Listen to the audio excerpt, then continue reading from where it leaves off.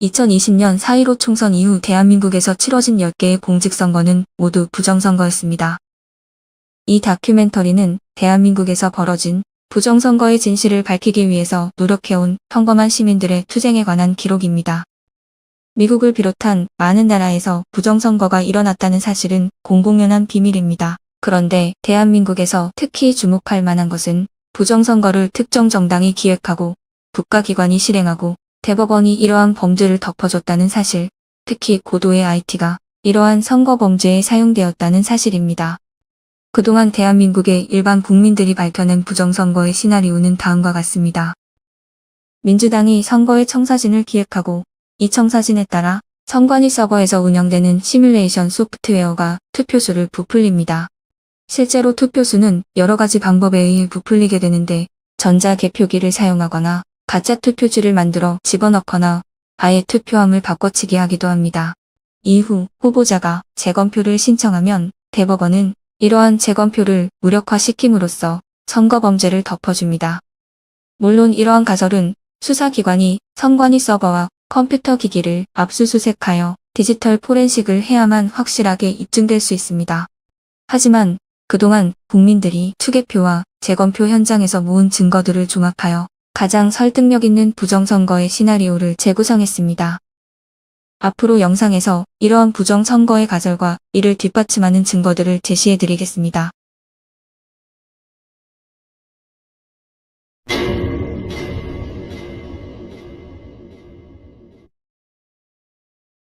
(2020년) 4.15 총선 전에 대등한 여론조사에도 불구하고 더불어민주당이 큰 차이로 선거를 이기자 많은 사람들이 놀랐습니다. 현행 공직선거법에 의하면 유권자는 당일 투표 또는 2일간의 사전투표를 선택하여 투표할 수 있습니다. 그런데 당일 투표일을 법정 공휴일로 지정했음에도 불구하고 사전투표일을 따로 지정하는 것은 부정선거를 위한 것이 아닌가라고 많은 사람들이 의심하고 있습니다. 2020년 4.15 총선 다음날 아침 더불어민주당 전략기획위원장 이근영은 본인의 SNS 계정에 다음과 같은 표를 올렸는데 그 표에는 163이라는 숫자가 적혀 있었고 이근영은 자신들이 선거 결과를 정확히 예측했다고 자랑했습니다. 사실상 163은 4.15 총선에서 더불어민주당이 승리한 전체 지역구 의석수와 정확히 일치했고 더 나아가 이 표는 전국의 각각 다른 선거 지역에서 더불어민주당이 획득한 상세 지역구 의석수까지도 정확히 보여주고 있었습니다. 또한 이 표의 제목에는 사전투표 보정값이라고 적혀 있었는데 이것을 본 사람들은 2020년 총선이 미리 기획되었고 이 표가 그 부정선거의 청사진이 아닌가 하는 의구심을 품게 되었습니다. SNS 여론이 선거의 정당성에 대한 의구심으로 들끓자 이근영은 이 포스팅을 삭제했습니다. 더불어민주당이 선거를 미리 기획한다는 증거는 최근에 있었던 2024년 4.10 총선에도 나타났습니다. 동아일보는 더불어민주당이 총선에서 총투표율 71.3%, 사전투표율 31.3%를 목표로 하고 있다고 보도했습니다. 정당이 목표 투표율을 소수점 한 자리까지 정한다는 것도 특이한 일이지만 더 놀라운 일은 실제 총선 사전투표율이 민주당의 목표치 31.3%와 정확히 일치했다는 사실입니다.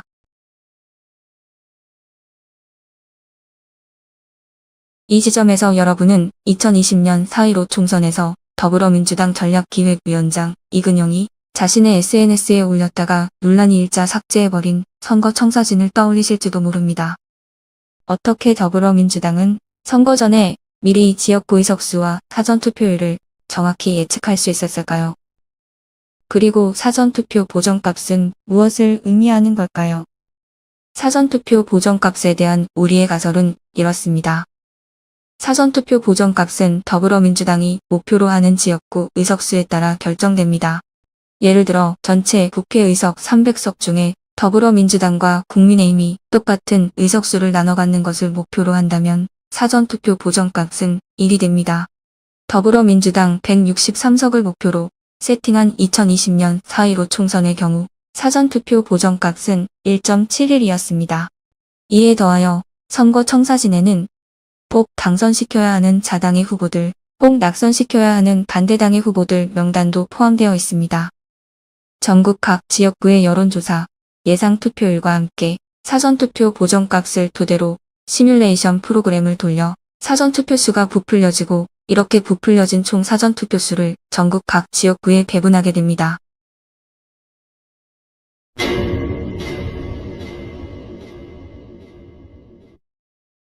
더불어민주당에 의해 기획된 선거 시뮬레이션 청사진은 중앙선거관리위원회에 의해 실행됩니다. 이들은 부정선거의 공모자들로 선거 청사진을 기반으로 사전투표수를 부풀리고 가짜 투표수를 만들어냅니다. 당일 투표는 상대적으로 조작하는 데 시간이 충분치 않으므로 주로 사전투표를 활용합니다. 이렇게 부풀려진 사전투표는 통계로는 설명이 불가능한 이상한 숫자들을 만들어내게 되는데요. 선관위는 이러한 숫자들을 선거 결과라고 발표하는 것입니다. 관내 당일이 일어날 여기 선거, 이번 4.15 선거가 일어날 확률을 계산해 보면 몇 경분이 이게 돼. 이 선거판은 도저히 이 세상에 존재하지 않는 선거 결과라는 게. 2020년 선거를 통계 분석한 저서 비밀지령 E- 무한대승의 저자 허병기 교수는 그 결과를 2016년 선거 결과와 비교했습니다. 그래프에서 X축은 사전투표와 당일투표 득표율의 차이, Y축은 지역구의 수를 나타냅니다. 사전투표 득표율이 더 크면 원점의 오른쪽에, 당일투표 득표율이 더 크면 왼쪽에 위치하게 되는 것이지요. 2016년에는 양당 모두 데이터가 원점에 모여 있는데 이는 사전투표와 당일투표 사이에 득표율의 차이가 거의 없는, 즉 인위적 조작이 없이 유권자들이 투표한 결과를 보여주고 있습니다. 하지만 2020년에는 더불어민주당을 나타내는 파란 막대는 모두 원점의 오른쪽에, 국민의힘을 나타내는 빨간 막대는 모두 원점의 왼쪽에 있습니다. 이것은 거의 모든 선거구에서 더불어민주당은 사전투표에서 유리했고 국민의힘은 당일투표에서 유리했음을 보여줍니다. 더구나 그래프는 원점을 기준으로 10% 정도 양쪽으로 배치된 데칼코마니 형태를 나타내고 있습니다. 양당을 제외한 다른 군소 정당들이 원점 가운데 몰려있는 것으로 미루어 보아 조작은 주로 양당을 중심으로 이루어졌음을 알 수 있습니다. 수학적으로 이렇게 분석을 해보면 하면 할수록 이건 부정이다 이런 얘기가 마음속으로 확신이 생겨요. 이건 100% 부정이다. 그 예를 0.001%가 부정이 아니다 그게 아니라 100%가 부정이라고 나와요. 수백 수천만의 유권자가 투표하여 선관위가 발표한 결과가 나올 확률은 동전 253개를 던져서 모두 악명이 나올 확률, 즉 거의 0이라고 허병기 교수는 말합니다. 이 그래프는 2024년 4.10 총선의 전국 결과를 나타내는데요. 빨강은 국민의힘이 획득한 의석, 파랑은 더불어민주당이 획득한 의석을 나타냅니다. 당일 투표에서는 전국의 많은 지역에서 국민의힘이 이겼지만 사전투표에서 그 결과가 역전된 것을 볼 수 있습니다. 이러한 경향은 서울과 수도권 선거에서 더 확실하게 나타나는데 당일 투표에서 선전한 국민의힘이 사전투표에서는 서초구 1개, 강남구 3개 지역구를 제외한 모든 지역에서 더불어민주당에게 역전당했다는 것을 알 수 있습니다. 이러한 현상은 사전투표 조작 없이는 현실적으로 불가능한 일입니다.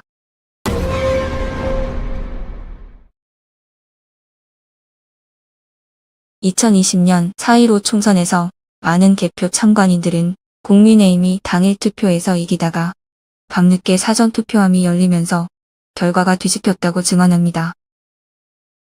여러분은 2020년 미국 대선 당일 밤늦게까지 모든 경합주에서 이기고 있던 트럼프가 다음날 새벽에 도착해서 열린 우편 투표함에서 바이든에게 몰표가 나오는 바람에 역전되며 결국 바이든의 승리로 끝났던 일을 기억하실 것입니다. 2024년 4.10 총선 직후 선관위는 유권자 의식조사라는 설문에서 투표를 마친 응답자가 사전 또는 당일 투표 중 어느 것을 했는지를 물었는데 응답자의 38%가 사전 투표를 했다고 답했습니다. 그러나 선관위가 발표한 선거 결과는 총 투표수의 47%가 사전 투표로 나타나 투표자가 실제로 답한 사전 투표수보다 선관위가 발표한 사전 투표수가 9% 더 많이 나왔습니다. 9%는 약 426만 표에 해당합니다. 이 설문은 선관위가 실시했으므로 선관위는 이러한 차이가 발생한 이유를 설명해야 합니다. 이러한 9% 차이는 선관위가 사전투표자 수를 부풀렸기 때문에 발생했다고 많은 국민들이 의심하고 있습니다. 당일 투표와는 다르게 사전투표의 경우 법적으로 인쇄된 투표자 명부가 없어도 되기 때문에 누구나 사전투표소에 가서 투표할 수 있습니다. 더구나 선관위에서는 투표소에 설치된 CCTV를 모두 가리도록 지시하고 있기 때문에 사전투표자 수를 세는 것도 여러 투표소를 돌아다니며 중복투표나 대리투표 같은 불법 행위를 하는 것을 적발해내는 것도 불가능합니다. 한마디로 사전투표의 경우 투표자 수를 마음대로 부풀리는 것이 가능하다는 의미입니다. 사전투표 수를 부풀리는 데는 선관위 서버에 프로그램되어 있는 시뮬레이션 소프트웨어가 사용됩니다. 투표자 수를 검증하지 못하는 투표 시스템에 대하여 일론 머스크는 다음과 같이 말합니다.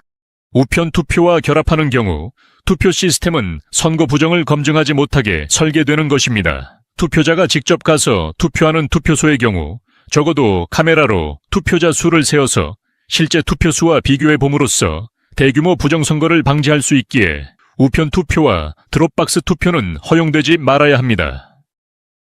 최근 행해진 2024년 4.10 총선에서 컴퓨터를 이용한 부정선거의 많은 증거들이 나타났습니다.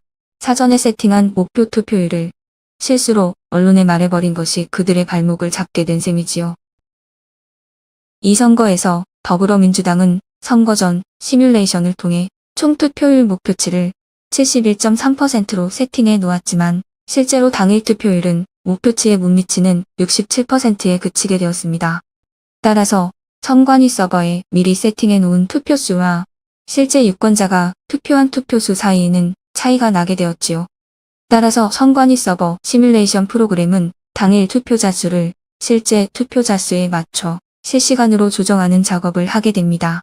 선관위 서버가 이렇게 투표자 수를 실시간으로 조정하는 장면을 한번 보시죠. 2024년 총선 당일 시민들이 선관위가 발표하는 투표자 수를 체크하고 있습니다.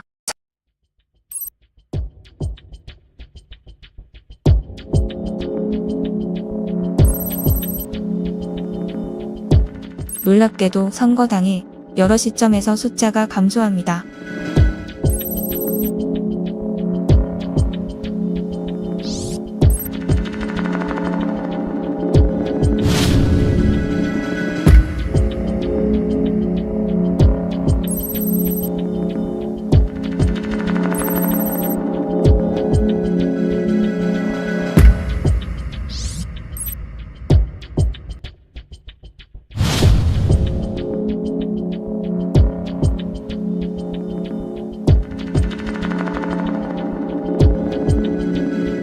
갑자기 투표자 수가 모두 0으로 변합니다. 그러다가 투표자 수가 한동안 변하지 않고 멈춰 있습니다.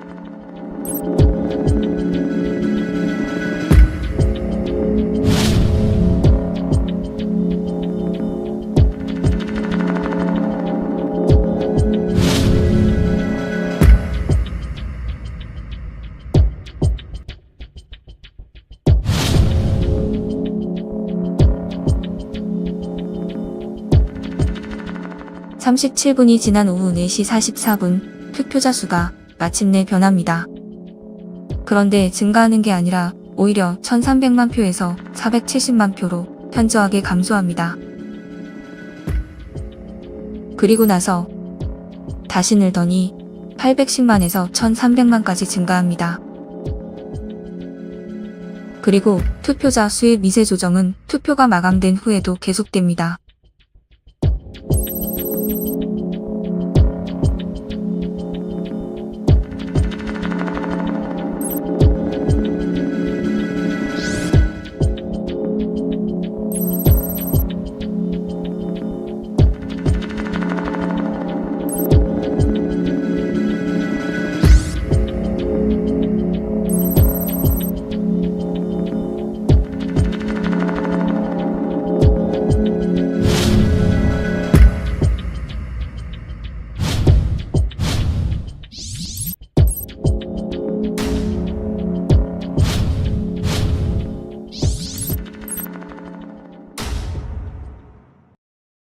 이러한 투표수의 널뛰기 변화는 선관위 발표 결과가 유권자의 실물 투표를 실제로 개표한 결과가 아니라 컴퓨터 프로그램이 만들어낸 숫자라는 사실을 말해줍니다.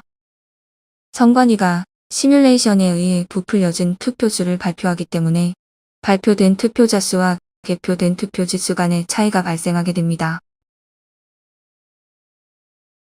사전투표의 경우 유권자에게 나누어준 투표지수와 투표함에서 나와서 개표된 투표지수는 정확히 일치해야 합니다. 하지만 2024년 총선에서 이 두 숫자가 다른 지역구가 많이 나왔습니다. 어떤 지역구의 경우 유권자에게 교부된 투표지가 투표함에서 다 나오지 않은 경우도 있었고,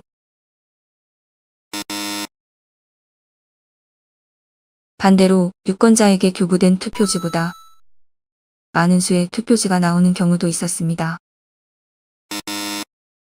특히 후자의 경우, 즉 투표율이 100%가 넘는 일은 부정선거의 확실한 증거가 되는데 수많은 지역구에서 이러한 일이 벌어졌습니다. 최근 부정선거 11호 유혈 사태가 벌어진 베네수엘라를 떠올리게 되는데요. 여기서도 투표율이 100%를 넘었다고 하지요.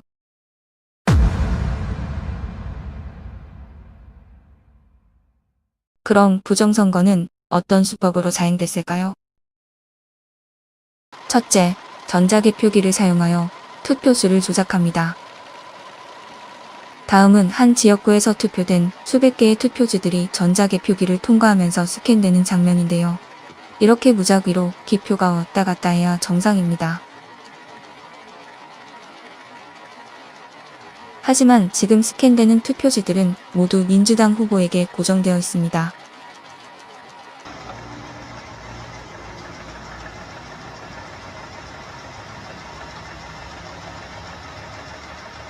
이렇게 모두 민주당 후보에게 기표된 100장이 넘는 투표지 연속 스캔 장면에서 여러분은 이른바 바이든 스파이크라고 불리는 2020년 미국 대선에서 일어난 괴이한 사건을 떠올릴 수 있을 것입니다. 2020년 미국 대선 당일 경합주인 위스콘신과 미시간에서 자정 무렵 중단되었던 개표가 다음날 새벽 4시와 6시 사이에 다시 재개되면서 갑작스럽게 바이든의 득표수가 치솟는 이상급등 현상이 목격되었습니다. 이렇게 한국과 미국에서 일어난 비슷한 사건은 통계 법칙을 거스르는 것으로 선거 조작이 아니면 설명이 불가능한 일입니다. 이것은 이미 분류된 표를 재확인하는 장면도 아닙니다. 개표 매뉴얼에는 투표수 부풀리기 방지를 위해 이미 개표기를 통과해 분류된 투표지들을 중복하여 개표기에 통과시키지 말라는 경고문까지 적혀 있습니다. 중앙일보 기사에 의하면 2020년 4.15 총선 당시 부여 개표소의 참관인들은 전자개표기에서 더불어민주당 표가 실제보다 많이 나오는 것을 목격했습니다. 그들의 항의에 못 이겨 개표사무원이 전자개표기에 연결된 노트북을 재가동했더니 민주당과 국민의힘 전신인 미래통합당 후보 간의 결과가 뒤바뀌었습니다. 이러한 현상이 부여 개표소의 여러 전자개표기에서 발생한 결과 당선자가 민주당에서 통합당 후보로 바뀌게 되었습니다. 또한 선관위 컴퓨터에 의해 조작된 목표 득표수에 맞춰 만들어진 위조 투표지들이 투표함에 투입되기도 합니다. 개표사무원이 측면이 붙은 일명 자석 투표지를 떼어내고 있는 장면입니다. 투표자들이 각각 따로 투표함에 넣은 투표지들이 어떻게 이렇게 붙어서 나올 수 있을까요? 이에 대해 선관위 측은 정전기로 인해 붙었다는 말도 안 되는 궤변을 늘어놓았습니다. 그리고 개표소에서는 이렇게 은행 신권 다발처럼 빳빳한 투표지들도 나왔습니다. 투표소와 개표소에서 수많은 사람들의 손을 거친 투표지들이 어떻게 이렇게 빳빳한 상태일 수 있을까요? 선관위는 투표 조작뿐만 아니라 여론 조작을 통해 조작된 선거 결과를 대중이 자연스럽게 받아들이도록 만드는 데 관여한다고 의심받고 있습니다. 사전투표지의 QR코드는 투표를 한 유권자를 식별하고 투표지가 전자개표기를 통과하면서 어떤 유권자가 어떤 후보와 정당에 투표했는지에 대한 정보가 선관위 데이터베이스에 기록되므로 유권자의 투표 성향에 대한 정보에 선관위가 접근할 수 있게 됩니다. 물론 이러한 것은 헌법의 비밀투표 원칙에 위배됩니다. 선관위는 이런 비밀 정보를 여론조사 업체에 제공하는 과정에서 여론을 원하는 방향으로 조작해왔다는 의심을 오랫동안 받아왔지만 이러한 혐의에 대한 사정기관의 조사는 제대로 이루어지지 않고 있습니다.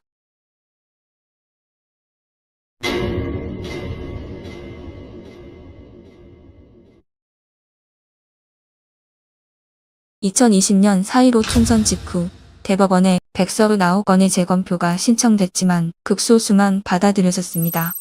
그중 하나가 당시 현직 국회의원 중 유일하게 선거 결과에 항의하며 재검표를 신청한 민경욱 의원의 지역구인 인천 연수울입니다. 공직선거법상 재검표는 신청 후 6개월 이내에 판결해야 한다고 명시되어 있음에도 불구하고 이 재검표 재판은 1년도 더 넘어 시작되었습니다. 사전투표함을 개봉만 하면 정말 이것은 희상천외한 이상투표지들이 쏟아졌단 말입니다. 그것을 보면서 저는 진짜 충격을 받고 소름이 끼칠 정도였습니다. 윤용진 변호사가 재검표에서 목격했다는 가짜 투표지들입니다.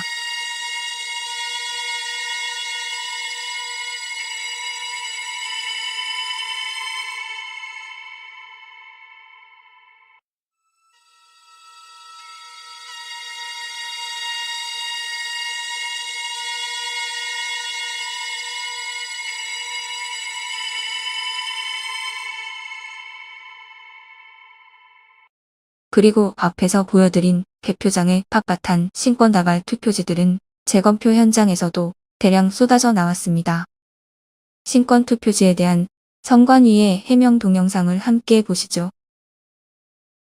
일반 종이와 달리 투표지 분류 시 종이가 걸리는 것을 방지하기 위해 종이가 접힌 후 원 상태로 회복하는 기능이 적용된 특수 재질을 사용하고 있습니다. 그러므로 접힌 자국이 없는 투표지가 돈다발처럼 묶여 다량 발견된 것이 선거 결과 조작의 증거는 될 수 없습니다. 설사 이 해명을 믿는다 치더라도 개표장에 나온 다른 접혀진 투표지들에 대해서는 어떻게 설명할 수 있을까요?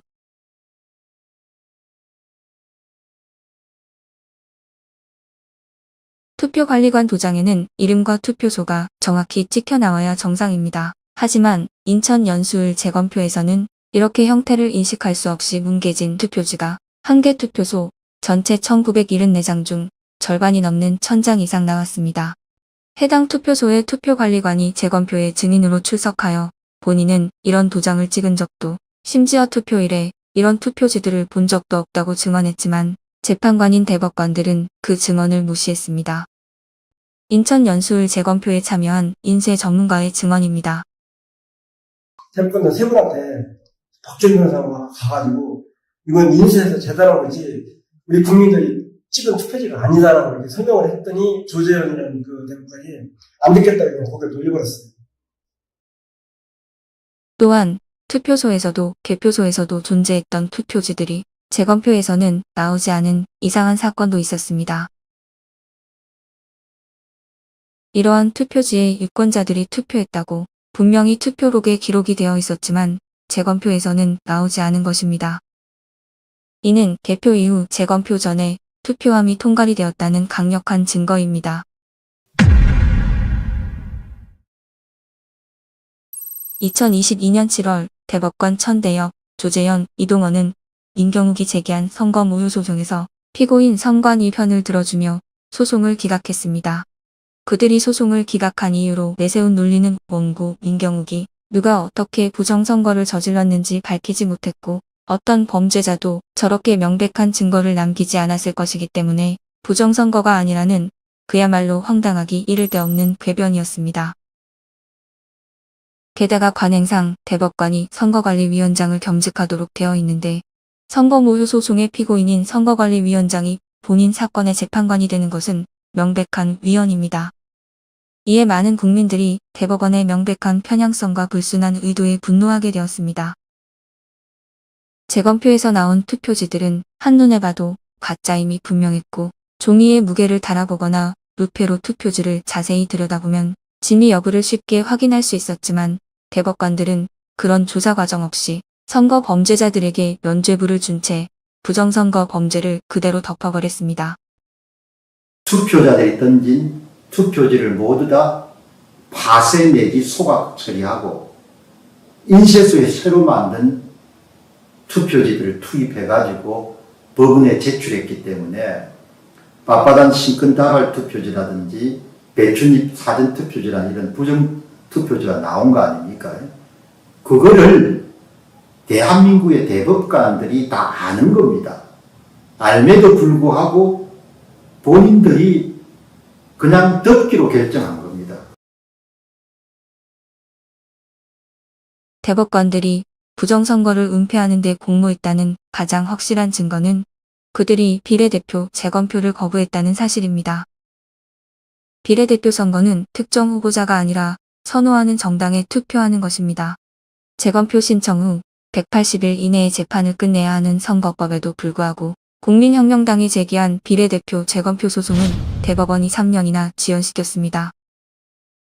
심지어 재판관 민유숙 대법관은 증거로 보존된 비례대표 투표함을 열어보지도 않고 소송을 기각해버렸습니다. 미처 선관위는 사전에 세팅해 놓은 조작 득표수에 맞춰 비례대표 투표지를 준비하지 못했던 걸로 보입니다. 그래서 만약 비례대표 투표함을 개봉했더라면 선관위 발표 득표수와 투표함 속에서 나온 투표지 수 사이에는 큰 괴리가 있어 부정선거임이 너무 명백할 것이기 때문에 민유숙 대법관은 결사적으로 재검표를 막은 것으로 보입니다. 대한민국 총선에서 유권자는 지역구와 비례대표 이렇게 두 장의 투표지를 받습니다. 비례대표 투표는 유권자가 선호하는 정당에 투표하는 것인데 선관위가 부정선거에 사용한 시뮬레이션 프로그램은 지역구 투표수를 계산하기 때문에 여기에 비례대표 투표수를 맞춰야 합니다. 2024년 총선에서 지역구 무효투표는 40만 표 정도였는데 비례대표 무효투표는 지역구의 3배도 넘는 약 130만 표가 나왔습니다. 선관위는 지역구의 경우 가짜 투표지를 만들어 투입했지만 시간과 기술적인 제약으로 인해 비례대표의 경우에는 무효표를 사용하여 투표지 수를 맞춰놓았던 걸로 보입니다. 2024년 비례대표 무효표는 역대 최대인 131만 표였고 개표에 참관했던 많은 참관인들이 기표하지 않은 빈 투표지들이 무더기로 쏟아져 나왔다고 증언한 것이 이 가설을 뒷받침해줍니다. 2024년 총선 이후 대법원에 제기된 재검표 소송을 위한 증거보전 신청은 사법부에 의해 모두 기각되었습니다. 이는 앞으로 이 나라에서 선거를 법적으로 사후 검증하는 일은 불가능해졌다는 것을 의미합니다.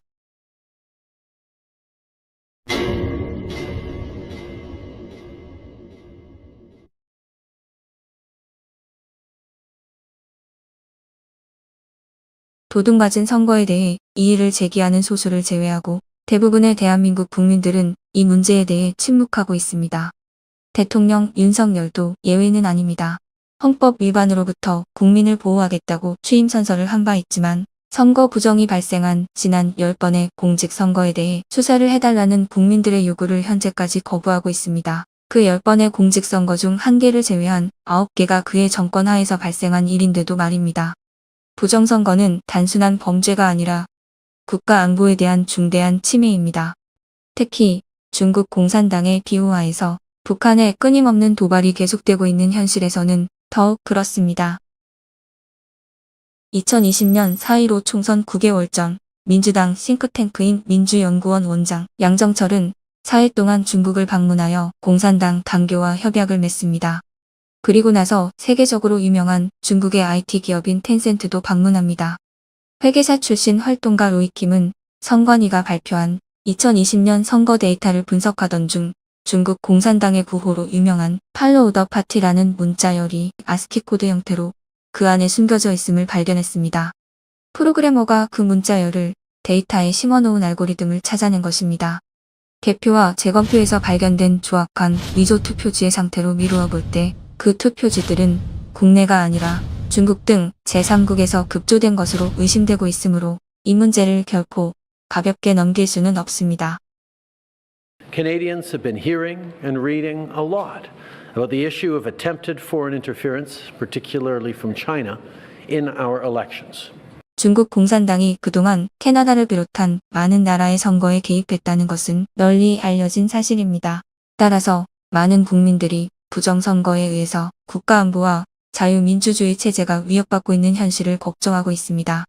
국가안보와 자유민주주의 체제를 위협하는 부정선거의 수많은 증거들이 나타났음에도 헌법을 수호할 책무가 있는 대통령이 부정선거 수사를 지시하지 않는 것은 명백한 직무유기입니다.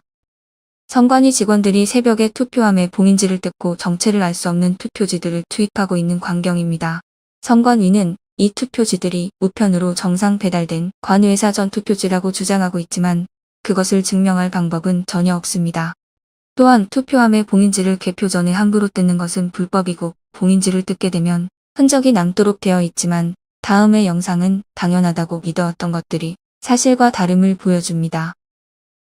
봉인지를 테스트한다고 여기에 붙여가지고 이렇게 하면 흔적이 남습니다 했는데 깨끗하게 떨어졌어요. 말이 됩니까? 어이가 없다. 풀안 남았네요. 죄송합니다. 아, 죄송한 게 아니죠, 그거는. 그러면은 글자 여러 알파벳이 나오죠. 아무 데다 돼요. 기능 자체가 그런 거라서 이거는. 봐요! 이야! 정말! 봅시다. 와, 이거. 표시 안 나네? 이거 말이었네, 이거는. 잠깐, 내가 가서 이 신청하고 올게. 심지어 부정선거의 직접적 피해자인 국민의힘도 부정선거를 부인하고 있습니다. 그들은 부정선거의 진상을 밝혀달라는 시민들의 요구를 무시하고 심지어 음모론자라고 치부합니다. 또한 부정선거 문제를 제기하는 자당 의원들에게 공천에서 불이익을 주는 등 그들의 입에 재갈을 물리는 행태를 보이고 있습니다. 부정선거 때문에 국가의 민주주의가 벼랑 끝에 서건 말건 나는 당선되었으니 그만이다. 또는 다음 선거에 다시 나가려면 기득권에 잘 보여야 되기 때문에 선거 결과에 불복하면 안 된다. 이러한 기회주의적 행태가 그들에게는 국가를 향한 애국심이나 본인에게 투표한 유권자들에 대한 책임감보다 앞서는 것입니다. 2024년 총선을 지휘한 국민의힘 당대표 한동훈의 말을 들어보시지요. 부정선거 프레임도 저를 갖고 가려고 했는데 저는 부정선거의 증거가 확실히 나온 게 없기 때문에 부정선거에 관한 음모론이나 이런 거에 공감하지 않는다는 점을 분명히 해줍니다. 다만 선거는 언론도 부정선거의 공범입니다. 2020년 4.15 총선 재검표에서 수많은 가짜 투표지들이 쏟아져 나왔고 선관위와 대법원이 짜고 재검표를 무력화하여 선거범죄를 은폐했지만 이런 사실을 보도한 주류 언론은 없습니다. 소수의 마이너 언론만이 이런 사실을 제대로 보도했을 뿐입니다. 2020년 4.15 총선 이후 많은 시민단체들이 선관위의 부정선거 범죄를 경찰, 검찰 등 수사기관에 고발했지만 제대로 수사나 기소가 이루어진 적은 한 번도 없습니다. 정부 고위직으로부터 대학 교수에 이르기까지 대한민국 여론을 주도하는 기득권에 속하는 사람들은 부정선거 문제를 거론하는 것을 꺼려하고 있습니다. 이 다큐멘터리에서 보여드린 대로 부인할 수 없는 명백한 증거들이 쏟아져 나왔음에도 불구하고 그들은 이 문제에 대해 침묵하고 있습니다. 이것은 그들이 그들만의 사적 이익을 국가를 위한 공적 이익보다 우선시하는 비겁한 침묵을 선택했다는 뜻입니다. 마틴 루터킹 목사는 말합니다. 궁극의 비극이란 악한 사람들이 저지르는 억압과 잔인함이 아니라 선한 사람들이 그러한 일들을 못 본 척하고 침묵하는 것이다.